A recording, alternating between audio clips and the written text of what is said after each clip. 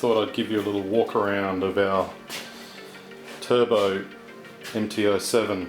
Like, it runs one of our off-the-shelf turbo kits.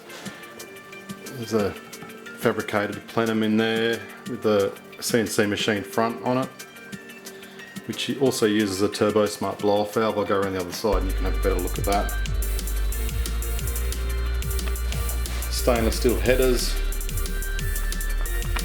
feed the rear mount turbo. That's the oil scavenge system in there. Uses a VDO pump which pumps back into the motor on the other side, lubricating the turbo. And that's a carbon can as part of the kit. Sorry, it's an optional with the kit.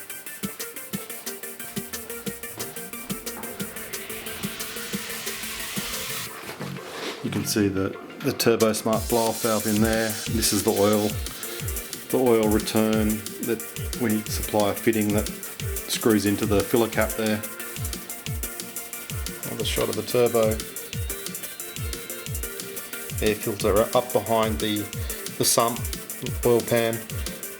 Stops all the water, like any road grime or water on the road getting sucked into the filter, because it's protected by the oil pan, and then it's fed up into the plenum through this tube, through that silicone hose into the back of the plenum.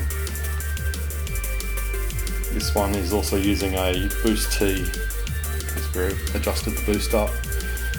This bike, I guess you'd say it's a stage 2 upgrade.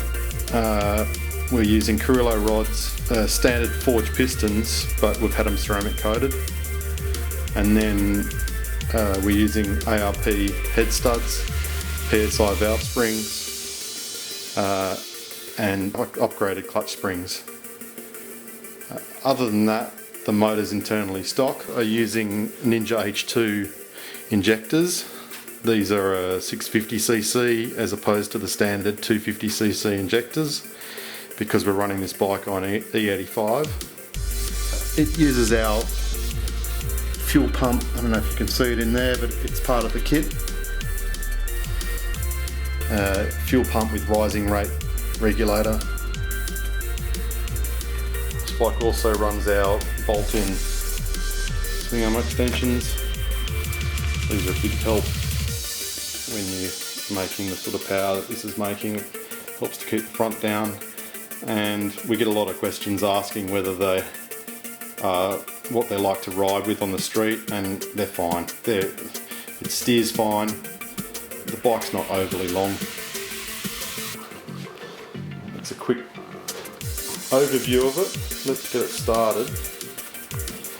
And it's cold, so I'll warm it up. As you can see, it starts really easily, even with the E85. That's the oil pump you can hear.